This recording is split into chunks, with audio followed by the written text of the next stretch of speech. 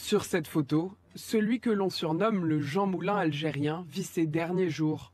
Menottes au poignet mais l'air serein, l'Arbi Ben Mhidi vient de se faire arrêter par un régiment français. Car il est l'un des héros de l'indépendance de l'Algérie. Dès 1945, il participe aux manifestations, jusqu'à devenir, 9 ans plus tard, l'un des militants qui décide du passage à l'insurrection.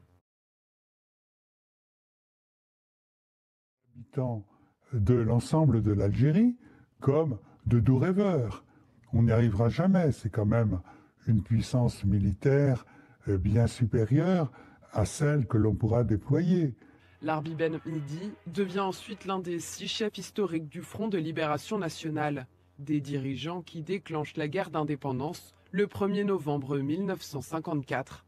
Jusqu'à présent, les autorités françaises prétendaient qu'après son arrestation en 1957, en pleine bataille d'Alger, il s'était suicidé dans sa cellule. Impossible d'y croire selon sa nièce. Aucun Algérien à l'époque, qu'il soit pour ou contre, ne pouvait croire qu'un personnage de cette stature se retirait de la bagarre. C'était pas possible.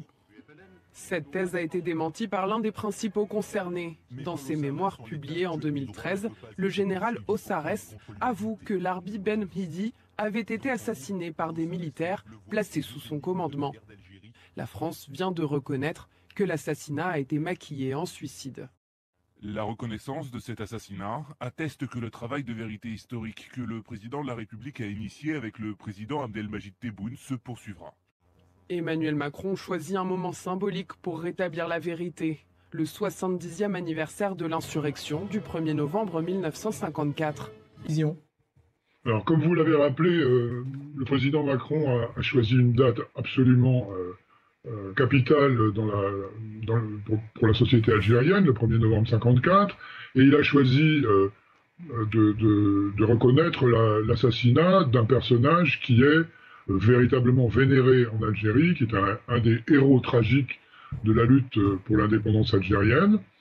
Alors, il le fait aussi, comme vous l'avez rappelé, dans un contexte diplomatique qui explique en grande partie cette troisième reconnaissance d'un crime du même type, après celle de Maurice Audin en 2018, puis celle d'Ali Boumendjel, un moment donc où il tente, semble-t-il, de faire un contrepoids à son ralliement aux positions marocaines en ce qui concerne le Sahara occidental, qui ont été considérés par l'Algérie véritablement comme un casus belli.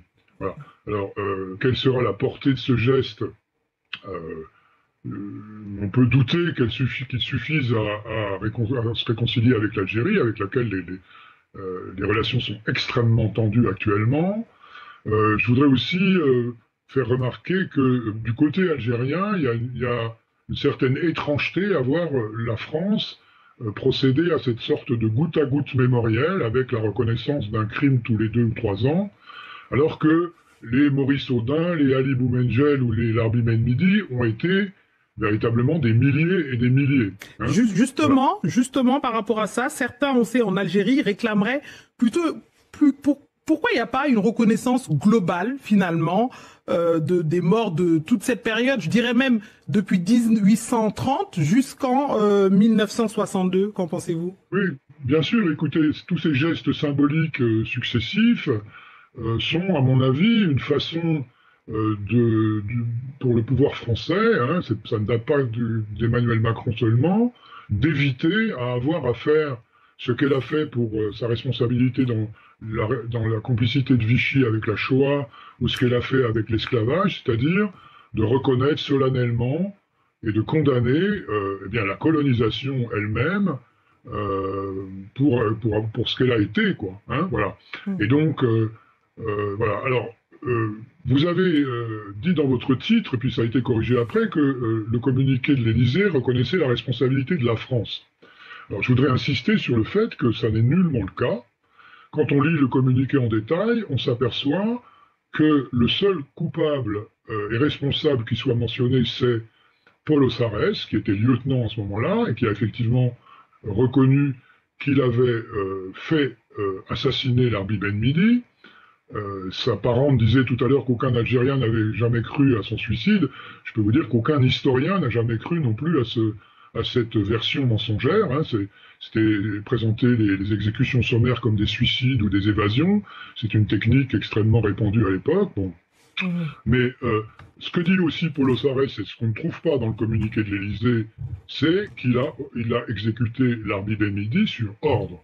Hein, vous pensez bien qu'une personnalité de ce calibre, qui était quand même un des 5 dirigeants du FLN en 1957 quand il est arrêté par les parachutistes, n'a pas été fait de la seule initiative du lieutenant Paulo Sarès, qui est qualifié de général, d'ailleurs, en 1957, dans le communiqué. Bien. Alors, monsieur Rassoutis... La responsabilité politique dans cette affaire, et comme on a fait un geste symbolique sur le 17 octobre 1961, le massacre des Algériens à Paris, dans le communiqué de l'Élysée, on désignait qu'un coupable, c'était Maurice Papon, comme si le préfet de police de Paris agissait... Le capitaine Haller, sur la base de renseignements obtenus par un informateur, réussit à arrêter l'Arbi Ben Midi.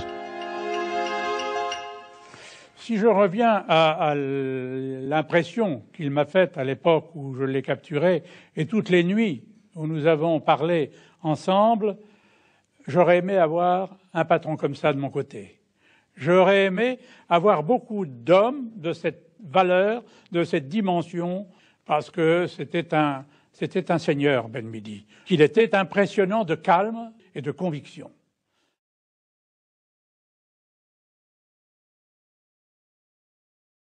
Lorsque je discutais avec lui et je lui disais « Vous êtes le chef de la rébellion, vous voilà maintenant entre nos mains, la bataille d'Alger est perdue, et j'extrapolais un peu, la guerre d'Algérie, vous l'avez perdue maintenant. » Il dit « Ne croyez pas ça. » Et il me rappelait les chants de la résistance, le chant des partisans, un autre prendra ma place. Voilà ce qu'il m'a dit. Le Joël Bijard est venu le voir, il a parlé avec lui, il a aussi été très impressionné par Ben Midi. Vous savez, c'est un homme qui était calme, serein. Je peux même pas dire qu'il était inquiet.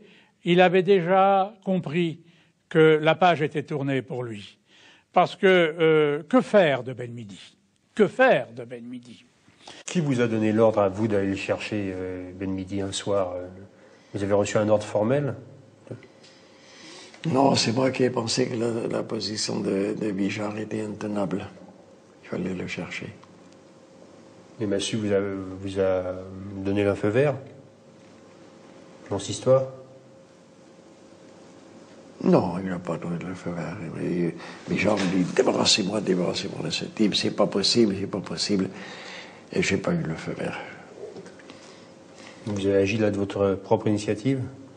On peut même pas dire que c'était au-dessus Lacoste qui avait dit qu'il faut se débarrasser de Ben Midi? Je ne dirais pas. Vous voulez pas le dire? Non. Vous n'en pensez pas moins? Je pense rien du tout et je ne dirai rien.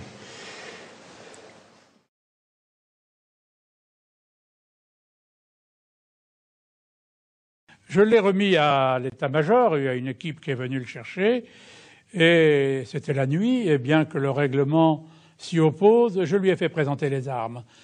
Parce qu'il faut reconnaître chez son adversaire la valeur et le courage, et Ben Midi était pour moi un grand monsieur. D'ailleurs, son prénom dans la résistance était Hakim, qui veut dire le preux. Et quand vous avez été le chercher et que vous avez vu Haller qui faisait rendre les honneurs à Ben Midi... J'ai pas aimé. Pour vous, c'était un ennemi, quand même. Vous ne rendez pas les honneurs à un ennemi? Certains ennemis. Donc, vous n'avez pas droit aux honneurs de l'armée française.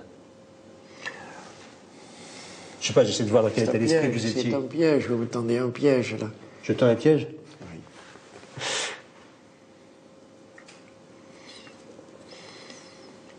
Je ne veux pas dire du mal de Ben Midi puisqu'il est mort, mais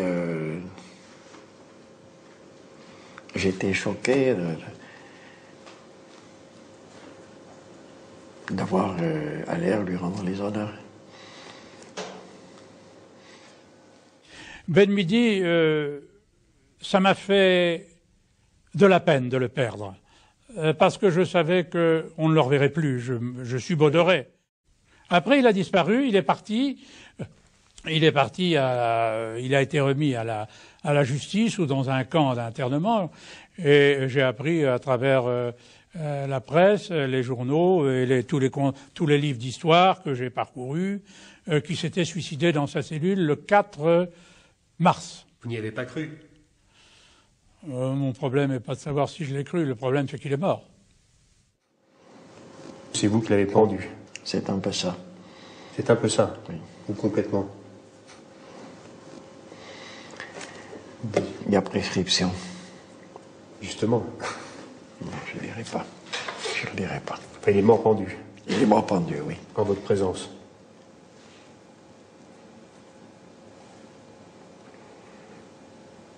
Je ne dirai pas.